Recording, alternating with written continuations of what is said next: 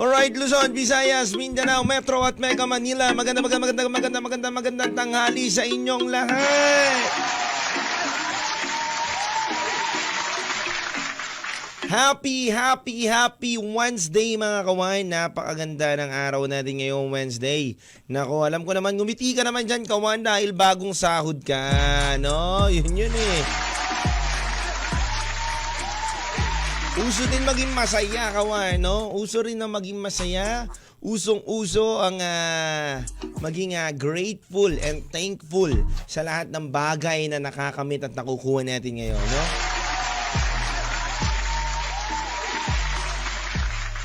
Uso din siyempre ngumiti. Baka naman nakasimangot ka na buong araw, umaga mo pa lang, nakasimangot ka na, ngumiti ka naman ngayon, kawan.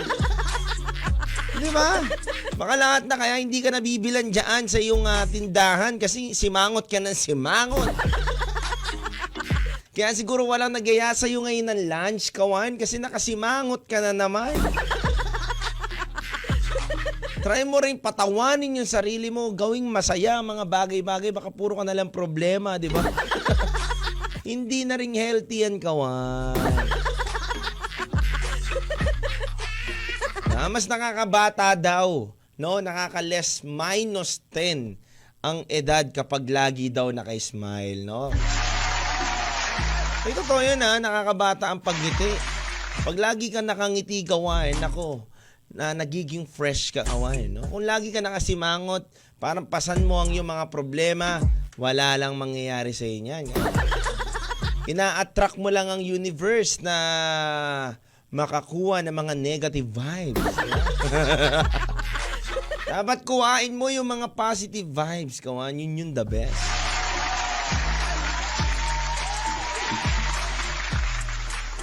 Oras muna natin sa buong kapuluan, mga kawan. 19 na minuto makalipas ang 1:00 ng tanghali, mga kawan. At syempre kasama nyo na naman ang nag-iisang cute at poging-pogi nyong si Lil Bincy. Cute na nga, pogi pa. Lahat na, cute lang, no? Cute na, chinito lang, no? Yun, okay na yun, no?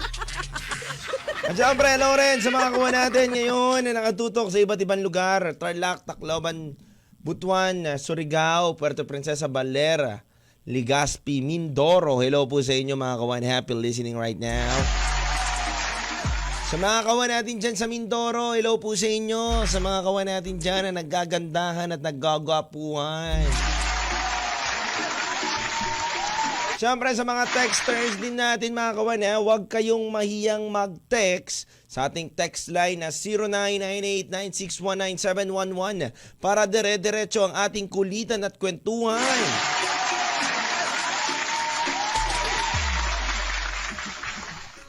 Di ba kawan? Ano? Pero kawan, ikaw ba naniniwala ka ba sa mga kasabihan?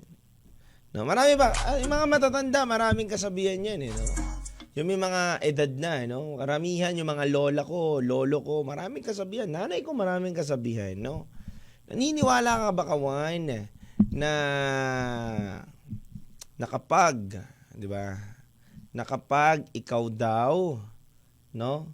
Naghugas ng pinggan sa bahay na hindi mo pa natutulugan, ay mamalasin daw yon, no? Naniniwala ka ba sa mga kawan? Marami ba kayong mga paniniwala sa buhay ninyo, no? Kasi marami lang ako naririnig lang din kawan, no? Sa ko lang din kawan. Marami ako naririnig na mga paniniwala ng mga tao na kapag kumanta ka daw o nagluto ka daw sa kala na ganito, hindi ka daw makakapag-asawa ng maayos, no? Ganon. O kapag nagwalis ka daw ng gabi, mamalasing ka daw. Kapag nagpahugas daw ng pinggan, marami mga kasabihan no?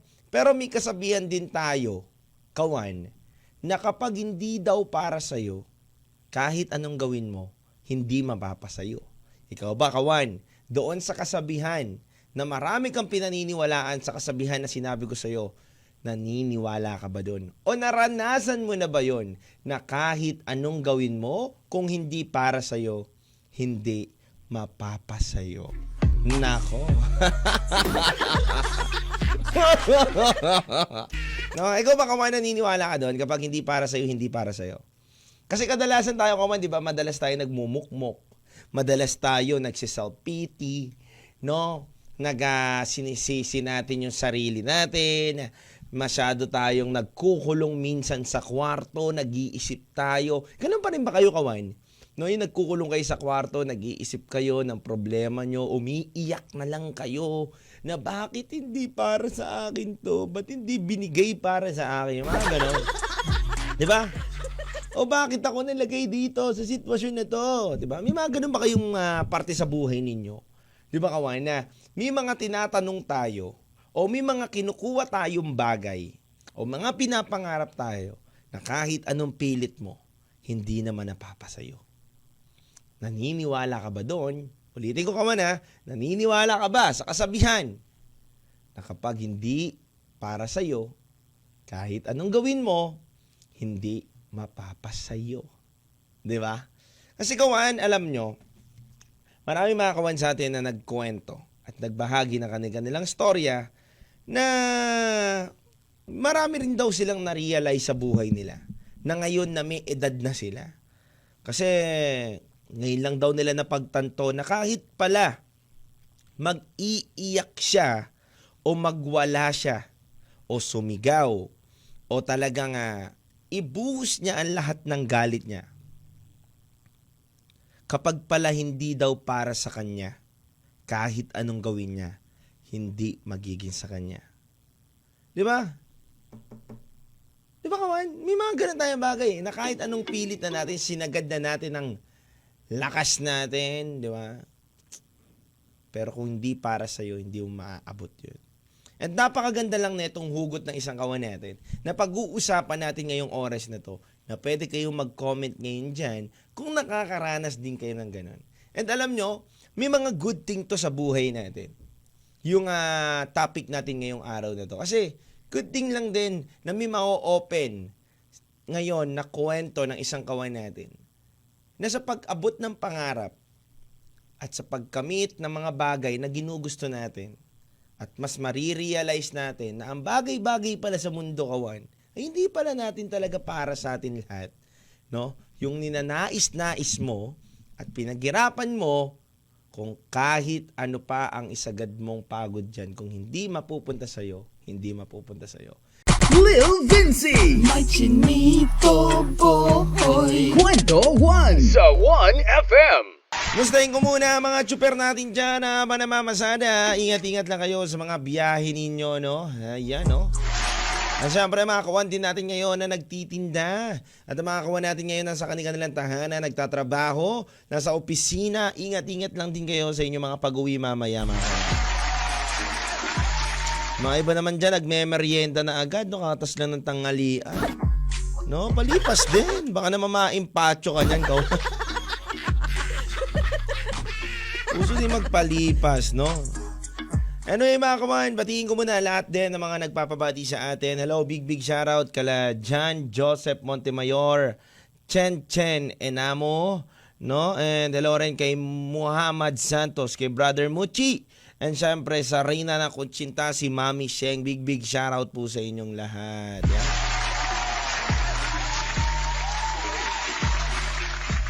Pero maiba muna ako mga kawan isingit ko lang to kawan, no?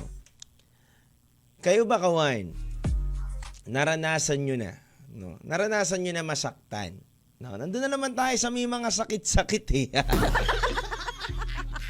De, pero kawan, kayo ba naranasan nyo na masaktan? Naranasan nyo ng lumuha?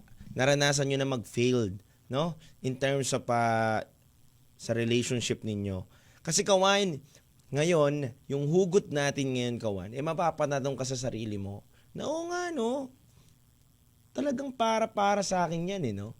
Na minsan may mga bagay tayong gustong makuha, no? May mga bagay tayo na gusto natin talaga na hindi naman talaga mapapasa atin kahit anong gawin natin. Sample na lang kawan, punta muna tayo sa relationship. 'Di ba? Minsan mapapatanong ka sa relationship kawan, 'di ba? Na sa isang pag-ibig kawan, 'di ba? Mapapatanong ka na, bakit inayos ko naman yung sarili ko. Binigay ko naman yung lahat. Nagpakatino naman ako. Naging faithful, loyal naman ako. Naging mabuti akong partner. Pero bakit niya pa rin ako iniwan? Doon papasok, kawan, yung salitang minsan sa buhay natin, kawan, may mga bagay talaga tayo na hindi talaga para sa atin. Kahit anong gawin at ipilit natin. Yun lang yung, kawan, eh. Kasi, kawan, masakit man aminin, no? Na kahit tayo magpakatino, ayusin natin yung sarili natin, ibigay natin yung best natin, kung yung tao naman na makakasama natin ay hindi talaga para sa atin o hindi talaga natin siya yung makakasama natin hanggang dulo, mawawala din. Ibig sabihin talaga, kawan, sa buhay natin kahit anong bigay mong best o kahit anong bigay mong effort, kung hindi para talaga nakalaan sa iyan o hindi talaga para sa iyan, mawawala at mawawala din yan. Di ba? Pero, kawan, dagdag ko lang din. Minsan, may mga bagay na para sa atin naman, pero hindi natin pinahalagahan, hindi natin inayos, nawala din. No?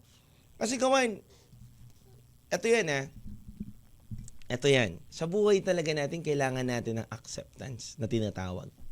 Kailangan natin tanggapin kung ano man talaga yung nakalaan sa atin. At kailangan din natin pag-ingatan kung ano yung meron tayo ngayon. Dalawa yan, kawan. Hindi tayo pwede mag-stay lang sa hindi kasi nakalaan sa akin yan, kaya nawala sa akin yan eh. Binigay ko naman yung effort ko eh. 'Di ba? Hindi ganun yun, kawan. Kumbaga, kung nasa iyo na, ingatan mo, pahalagahan mo, ibigay mo yung best mo. 'Di ba? Kasi hindi mo naman masasabi talaga sa sarili mo kung magi-stay o hindi magi-stay yung mga bagay na meron tayo ngayon. Walang makakapagsabi niyan, kawan. Masasabi mo ba kung kailan mawawala yung mga taong mahal mo? Hindi. Meron tayong end game. Masasabi mo ba kung anong pwedeng mangyari ngayon sa trabaho mo? Hindi. Pero, kaya natin silang pahalagahan. Kaya natin silang mahalin. Kaya natin silang pag-ingatan sa ngayon. Kusang mawawala yan sa'yo at kusang mag-i-stay yan sa'yo kung talagang para sa'yo yan. Nagets nyo? Ganun sa buhay, kawan. Kahit anong ipilit mo, kahit anong isagad mo ng 100%, kung hindi ka mahal ng tao na yan, iiwanan ka. Di ba? Kung hindi ka mahal ng tao na yan, iiwanan ka. And kahit ano naman ang mangyari, pansinin nyo isipin nyo, kahit anong away ng kakilala ninyo, pero bakit sila pa rin ngayon? Kasi, hindi lang nila choice, kundi talaga para sila sa isa't isa. Di ba? Mapansinin nyo, kawan. Minsan, di ba, may mga bagay tayo na 100% yung effort natin, pero nawawala pa rin. Di ba? Di ba?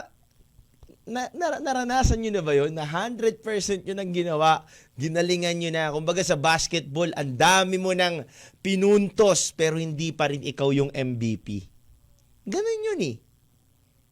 Ganun yun, kawan. And, ang masasabi ko lang, 'di ba, sa kwentuhan natin na to, is,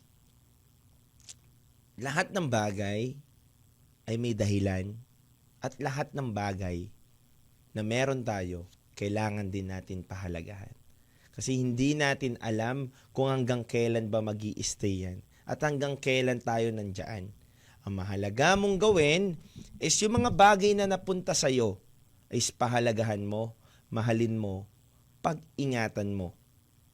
Kasi baka dumating yung point o yung time na wala na yung bagay na yon sa buhay mo, o wala na yung tao na yun sa buhay mo, hindi mo pa nagagawa yung part mo.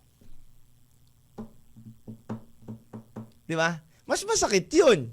Na nawala na yung bagay sa'yo na yun, tas hindi mo pa binigay yung part mo. Hindi mo pa binuhos yung best mo. Di ba? Kumbaga, kung in relationship ka ngayon, kawan, hindi mo binibigay yung best mo ngayon, tapos nawala siya, marirealize mo na sana, paano kaya kung binigay ko yung best ko? Ano kayang resulta? Di ba may mga tanong tayong ganun? O kaya, nawala yung career na pinag-iingatan mo dahil hindi mo nagpakampante ka, nawala sa'yo. Paano kaya kung binuhos ko yung best ko dun? Ano kaya resulta? Ngayon, masasabi mo na hindi talaga para sa yan kapag binuhos mo yung best mo. Kapag binuhos mo kasi yung best mo, biniginawa ko naman lahat. Okay, hindi God's plan yan. Hindi talaga para sa akin yan. Kasi binuhos ko lahat eh. 100% ako nag-effort lahat. Hindi talaga. Siguro may mas better pa na padating sa buhay ko. Di ba? May mga ganun tayo, kawan. Tama ba ako doon? Ay, shoutout pala kay Via. Remigio, sakit niyan. No? Sabi ni Via. No? Big shoutout kay Via. Nako, sa ating malapit nating kaibigan yan. Si Via, ang ating practicomer natin yan and ka-workmate natin yan. Via, hello sa'yo. Big shoutout. Di ba, kawan? No, kung sa mga sa mga kawan natin na nakikinig ngayon sa atin, nako, huwag kayong mahiyang mag-comment o huwag kayong mahiyang mag-text sa text line natin 0998-9619711. Dire-diretso lang ang ating kwentuhan, mga kawan. Ang tanong, naranasan mo na ba sa buhay mo, kawan, na kahit anong pilit mo, kahit isagad mo na ng 100% yung sarili mo, hindi pa rin para sa'yo? Lil Vinci May chinito boy. Kwento 1 sa 1FM. Alright mga kawan, we're back again. Kasama nyo pa rin si Lil Vinci. Dito lang yan sa 1FM, 1 lang yan. At big shoutout muna sa lahat ng mga nakatutok rin sa atin ngayon sa live streaming natin. Hello po, big shoutout po sa iyo, Sunshine Joy, DG Chiapko. Ang hirap naman ng mga pangalan nyo mga kawan. At hello rin kay paring Aldrin Medrano, yan, sa Brother Aldrin. At hello rin kay Brother Humamad, no? Nakaka-relate daw siya ngayon, no? And syempre sa mga kawan natin, nakatutok sa iba't ibang lugar, hello po sa inyo, big shoutout po mga kawan. Sa totoo lang, kawan, no? Yung pinag-uusapan natin kanina, no? Masakit talaga, no? Sa mga bagong pasok lang pala, sa mga bagong bukas lang ng mga kanilang radyo, kawan, muli pala ang ating katanungan kasi ngayong araw na to is paano, di ba? Kung naranasan mo na ba, no? Na naniniwala ka ba at naranasan mo na ba yung kasabihan na kung hindi para sa'yo, kahit anong gawin mo, hindi mapapasayo. Di ba, kawan? And paano, no? Paano, kawan? Kung yung mga bagay na para sa'yo, eto, flip naman natin yung kwento, no? Flip naman natin yung pagkukwentuhan natin ngayon, no? Medyo lagyan lang natin ng onting sauce. Like, paano kung yung para sa'yo ay hindi mo na pahalagahan? At hindi mo alam na para sa'yo na pala talaga yon, kaso hindi mo iniingatan, na wala pa. Anong gagawin mo ngayon? Di ba ang hirap nyon? Parang ang hirap bigla, no? Na mas madali yung hindi para sa'yo, tas nagbigay ka ng effort eh. Tapos marirealize mo na okay lang, hindi talaga para sa akin yun, nagbigay naman ako ng effort. Paano kung yung para sa'yo naman talaga, tapos hindi ka nagbigay ng effort mo, hindi ka nagbuhos ng oras mo, hindi mo minahal yung meron ka ngayon, at hindi mo pinahalagahan yung taong kasama mo, nawala tuloy. Anong gagawin mo, kawan? Diba? Kasi nandun tayo sa part ng kwentuhan natin na hindi para sa'yo kahit anong pilit mo, mawawala eh. Paano kung nasa iyo na, hindi mo pinahalagahan, nawala? Totoo yan, nangyayari yan, kawan. And minsan kasi sa buhay natin, nagiging pakampante tayo. Nagiging relax lang tayo, no? Na para tayo natutulog lang sa ulap, na tingin natin na nandyan na tayo, okay na lahat. Pero hindi pa rin talaga yon. Okay. Kumbaga sa panliligaw kasi, kawan, di ba nga sabi nila, intro boys ka ba? Na parang kapag dinaan natin yung kwentuhan natin sa panliligaw, ang mangyayari is parang sa una lang magaling, sa una lang may regalo, sa una lang sweet, pero yung consistency ng ginagawa niya, hindi niya nagagawa. Di ba? Ganun din, kawan, sa career. No? Para hindi mawala, kawan, wag kang parang nanliligaw lang na kapag napasagot mo na, okay na lahat. Okay na yung ginagawa mo na yan. Hindi. Kapag nandyan ka na, kailangan mas galingan mo, mas pagbutihan natin, at mas mahalin natin yung ginagawa natin. Kasi kung para talaga sa'yo yan, kapag minahal mo yan, lalong mas maggaganda yung binigay sa'yo na opportunity. Pero kung hindi para sa yan, kahit galingan mo, mawawala din sa yan. Pero at least wala kang regrets. Ginalingan mo eh. Katulad nga ulit ng sinasabi ko, mas mahirap yung para sa'yo na pala yan. Pero hindi mo pinahalagahan. Kumbaga sa tao, siya na pala yung dawan mo, pero hindi mo iningatan, minahal, hindi mo pinahalagahan, hindi ka nagseryoso, nawala patuloy. Kaya kawan, every time na may opportunity sa buhay natin, bago tayo matapos kawan, every time na may opportunity sa buhay natin, mahalin, pahalagahan, at ingatan natin. Dahil maraming pintuan ang nagsasara kung hindi mo papahalagahan yung opportunity na yun. At marami ring pintuan magbubukas kung minamahal mo yung ginagawa mo at iniingatan mo. Diba? Kawan, ganun lang yan eh. Yun lang yun, kawan. No? Hindi natin maipipilit ang sarili natin na makamit natin ang bagay na hindi naman para sa atin. Pero maiingatan natin yung mga bagay na nasa atin na talagang tinadhana para sa atin. Kaya mga kawan, muli, ako nga po pala si Lil Vinci, nakasama nyo ngayon dito sa 1FM at big shoutout kay Brother Henry and big shoutout kay Brother Humamad Santos at sa mga kawan natin na nakatutok ngayon sa iba't ibang radyo, maraming salamat mga kawan. Keep safe always and God bless you. Lesson lang natin ngayon kawan, sa bawat bagay na dumarating sa buhay natin, mapasayo man yan o hindi, kailangan natin pahalagahan at ingatan at bigay natin ang best natin. Para kung mawala man o magstay yung bagay na yan, wala tayong pagsisisihan. Muli mga kawan, Lil Vinci in the house at laging pinapaalala sa inyo sa bawat awitin na napapakinggan nyo dito sa 1FM ay meron tayong kwentong mapaghuhugutan. Kaya mga kawan, keep safe always and God bless you. Muli si Lil Vinci in the house tuwing Mondays to Fridays sa 1FM. 1 lang yan. Kwentuhan na! Kasama ang iyong Chinito Boy, Lil Vinci. Araw-araw, 1:00 ng hapon, dito sa 1FM. Kwentuhan na!